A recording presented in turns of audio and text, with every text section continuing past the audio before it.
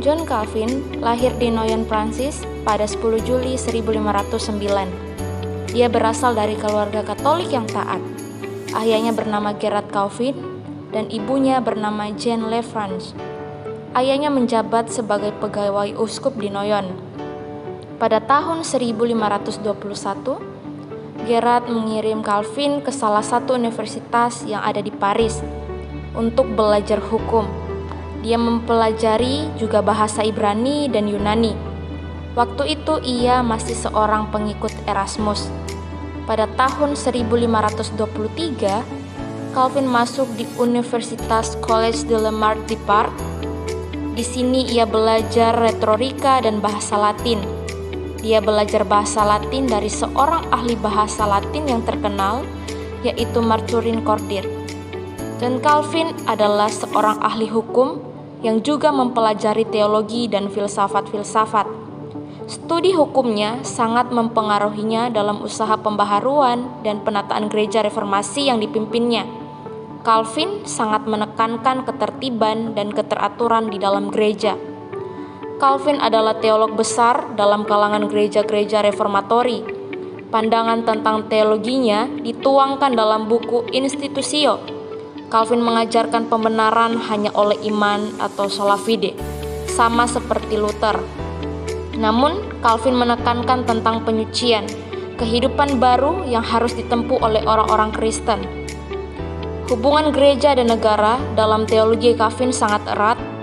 Calvin bercita-cita suatu negara teokrasi di mana seluruh kehidupan masyarakat harus diatur sesuai dengan kehendak Allah. Pemerintah bertugas juga untuk mendukung gereja dan menghilangkan segala sesuatu yang berlawanan dengan berita Injil. Namun, ini bukan berarti gereja berada di atas negara atau negara berada di bawah gereja, tetapi negara dan gereja berdampingan keduanya. Keduanya bertugas untuk melaksanakan kehendak Allah dan mempertahankan kehormatan Allah. Disiplin gereja diawasi dengan ketat oleh Calvin. Pengawasan atas tingkah laku jemaat bukan saja dilaksanakan dengan penatua, tapi juga oleh pemerintah. Ajaran Calvin.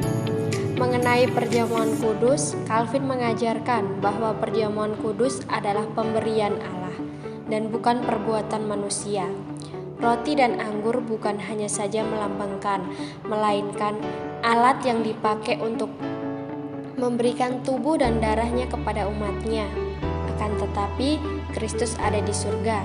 Roti dan anggur tidak bisa dianggap sama saja dengan tubuh dan darah yang berada di surga itu, melainkan harus dianggap sebagai tanda dan materai dari anugerah dan kasih Tuhan dalam Yesus Kristus.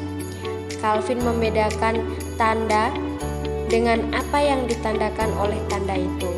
Calvin menjelaskan bahwa sebagaimana orang percaya itu sungguh menerima tanda-tanda itu dengan mulutnya, demikianlah pada waktu itu juga ia sungguh dihubungkan oleh Roh Kudus dengan tubuh Kristus yang di surga.